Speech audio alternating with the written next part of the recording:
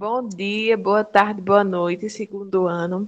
Eu me chamo Vitória Aquino, sou residente e estagiária do curso de Química, certo? E hoje, juntamente com as estagiárias e residentes Andressa e Jarline, nós iremos fazer uma revisão e a correção do exercício sobre transformação isobárica, ok? Então, pessoal, transformação isobárica, ela vai corresponder às mudanças que ocorrem nos gases à pressão constante. Ou seja, na mudança de estado de uma massa de um gás, quando a pressão não se altera, o volume e a temperatura do gás variam. E vocês vão conseguir ver isso mais adiante no próximo slide. A lei que rege esta transformação é a lei de Charles e de Gay-Lussac. Os cientistas, através de seus experimentos, chegaram à seguinte conclusão: se a pressão de uma massa de gás é constante, então a razão entre o volume e a temperatura também são constantes. Bem, como ocorrem as transformações isobáricas? O prefixo iso, ele indica que a grandeza é constante. Portanto, nesse processo isobárico, a pressão ela vai ser mantida constante ao realizar uma transformação, como nós podemos ver. No estado 1, nós vamos ter pressão, volume 1 e temperatura 1, que a gente pode também chamar de inicial. E no estado 2, nós vamos ter o P, que é a pressão, a gente pode ver que ele não vai se modificar. Vamos ter o volume 2 e a temperatura 2, que nós podemos dizer que é o volume final e a temperatura final. Isso significa que se um gás passa por uma sucessiva mudança, a pressão constante é o quociente entre o volume e temperatura ao mesmo. Ou seja, no estado 1, nós vamos ter a divisão do volume sobre a temperatura, no estado 2 também, e no estado 3 da mesma forma, onde nós teremos a constante K, certo?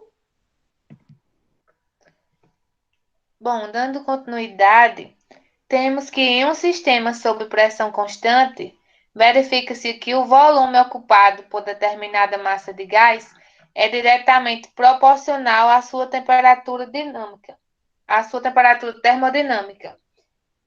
Matematicamente, logo, quando duas grandezas variam numa mesma proporção, ou seja, são diretamente proporcionais, o quociente entre elas é uma constante, simbolizando por I o estado inicial do gás ideal e por F seu estado final.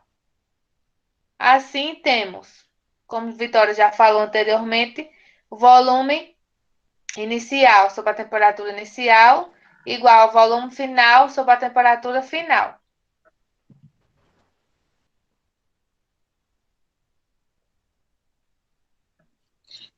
Boa noite, pessoal. Continuando a nossa revisão sobre transformações isobáricas, que foi a aula que vocês tiveram da semana passada com o professor Rodolfo. Vou falar um pouquinho sobre aquela tabela e aquele gráfico que está lá no livro que vocês estão utilizando, tá? Que ele utilizou. Então, essa tabela mostra, né, a, a primeira do lado esquerdo, o volume versus a temperatura para o gás ideal X. E do lado direito, sendo que essa tabela tem a demonstração genérica, que é do lado esquerdo, e do lado direito, de forma numérica. Então, começando por essa tabela do lado esquerdo, a gente tem aí, de um lado, o volume, e de outro lado, a temperatura, certo? Então, aí nessa demonstração, nós podemos observar que quando o volume aumenta, a temperatura também vai aumentando proporcionalmente, que isso é uma característica da transformação isobárica, certo? Há uma pressão constante, quando o volume aumenta, a temperatura também aumenta. E aí tem a demonstração de quando o volume, por exemplo, é V, a temperatura é T sobre 2. Não quer dizer que eles vão aumentar igualmente, entendeu? Eles vão aumentar proporcionalmente. Por exemplo, na segunda coluna, na segunda linha, tem 2V, então a gente vai ter T. E quando a gente tiver 4 V, 4 vezes o volume, nós vamos ter 2 vezes a temperatura. E aí a gente pode observar isso melhor na tabela do lado direito, com os valores numéricos, que nós temos ali. Quando o volume em litros, né, e a temperatura em graus Celsius, quando o volume, por exemplo, for 1 litro, nós vamos ter 0,5 graus Celsius, que é a temperatura. Então, o importante de se entender dessa tabela é que há uma pressão constante para um determinado gás ideal, denominamos X, o volume e a temperatura, eles vão aumentar proporcionalmente, tá? Então, é isso. Próximo slide, Andressa. E aí, no livro de vocês também tem um gráfico para demonstrar como ocorre, como acontece essa transformação isobárica, né? Então, esse gráfico, nós temos ali essa reta na vertical, que é o volume, e na horizontal, nós temos a temperatura, tá? E aí tem os valores de V e os valores de T, igual a gente viu na tabela. E temos essas linhas, que é justamente aquilo que eu expliquei no slide anterior. Quando um aumenta, o outro vai aumentar proporcionalmente. E isso é representado por esses quadrados no gráfico, que se forma essa reta cortando ali ao meio, né, do plano, que se chama isóbara. Essa reta que se forma ao meio se chama isóbara. E esse gráfico e tanto a tabela representa a transformação que acontece com o volume e com a temperatura quando está a uma pressão constante, aquele determinado gás X, tá bom? Daqui a pouco a gente vai demonstrar melhor para vocês na prática. Então, a gente vai demonstrar justamente com o simulador. É um programa muito interessante que a gente trouxe para vocês. É algo novo, né, com as tecnologias. É um simulador de transformações gasosas. Esse simulador contém ali, né, um gás preso dentro de um cilindro com um êmbolo livre para ser movimentado.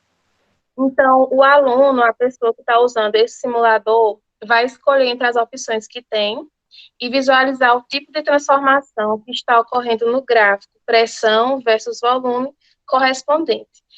A gente vai passar o link desse simulador para vocês e também vou demonstrar no final da aula como funciona esse simulador, que é bem prático e bem interessante. Aí, já no final da aula, eu vou abrir para vocês, tá? Pronto, e agora nós vamos iniciar a correção do exercício. Então, a sexta questão, ela diz: em uma atividade experimental, o professor pegou 2 garrafas PET.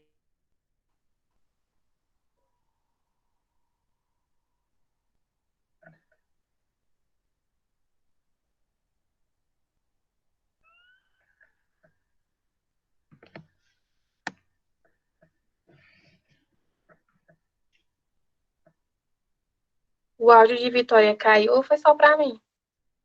Caiu. Caiu sim também, não tá ouvindo aqui não. Ai, gente, eu não acredito.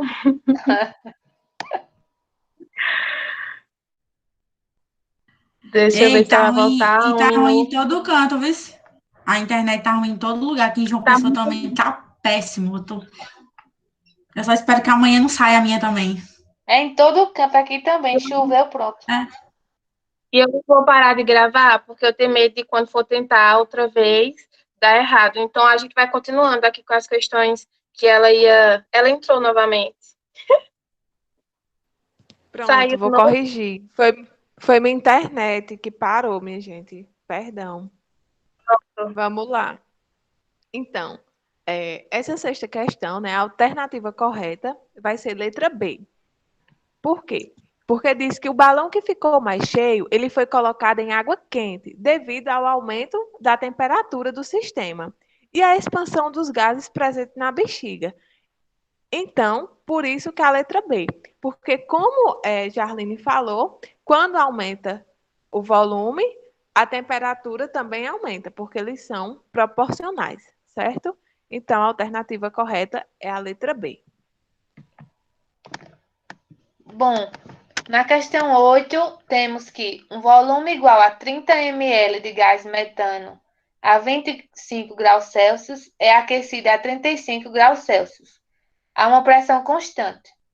Calcule o novo volume do gás, dado que a temperatura é igual a T mais 273. Como já foi dito por Vitória, temos que a equação é o volume sobre a temperatura igual a uma constante. Logo, podemos afirmar que o volume inicial o volume inicial sobre a temperatura inicial é igual ao volume final sobre a temperatura final. Substituindo pelos valores do enunciado, temos quem é o volume inicial? 30 ml sobre a temperatura inicial, 25 graus Celsius. Logo, ele dá na questão que essa temperatura é mais 273, substituindo ali igual a V2, que é o novo volume que quer achar, sobre a temperatura final, que é 35, mais 273, que é o dado da questão. Logo, temos que 30 ml sobre 298 é igual ao volume final sobre 238. E isolando o volume final, temos que 30 vezes 308 dividido por 298 é igual a 31,007 ml. Logo, o novo volume do gás será 31,007 ml. Como já vimos, né, a variação do volume obedece à lei de Charles, que é uma lei que trata sobre a transformação dos gases quando a pressão é constante, assim como vemos nesse exemplo. Bom, na questão 9, temos um exemplo para diferenciar com a transformação isotérmica. Diferente da que vimos anteriormente, que é a que estamos trabalhando, que é a transformação isobárica, na isobárica a pressão é constante. Já na isotérmica, a temperatura é constante. E o que vai variar é o volume e a pressão. Logo, temos que um gás oxigênio utilizado é armazenado em cilindros com volumes de 60 litros e uma pressão de 150 atm. Se considerarmos a temperatura constante, logo, né, como eu já falei, uma transformação gasosa isotérmica, pode-se afirmar que o volume ocupado pelo gás oxigênio sob pressão de 760 temos que P1, V1 é igual a P2, V2, ou seja, a pressão inicial vezes o volume inicial é igual à pressão final vezes o volume final. Diferentemente da transformação isobárica, que é a lei de Charles, agora temos a lei de Boyle. Logo, substituindo os valores, temos que a pressão inicial é 150 vezes o volume inicial, 60, igual a pressão final, que é 1, pois esse 760 corresponde a 1 atm, vezes o volume final, que é o que queremos achar. Logo, isolando o volume final, temos 150 vezes 60, que dá 9.000 litros. Logo, a alternativa correta é a A, pois a pressão é inversamente proporcional ao volume e como a pressão vai diminuir, o volume do gás aumentou.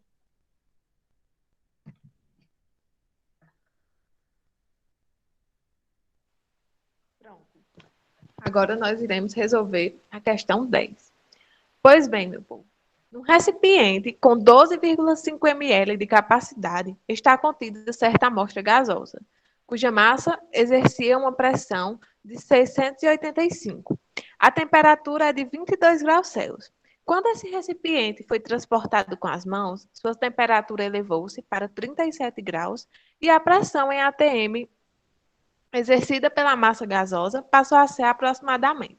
Então, nós teremos duas situações, uma final e uma inicial. A situação inicial, a gente vai ter o volume, e esse volume nós iremos precisar transformar ele em litros.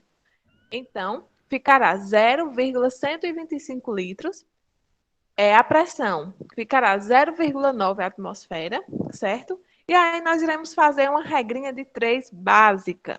760 para 1 atm, 685,5 para X.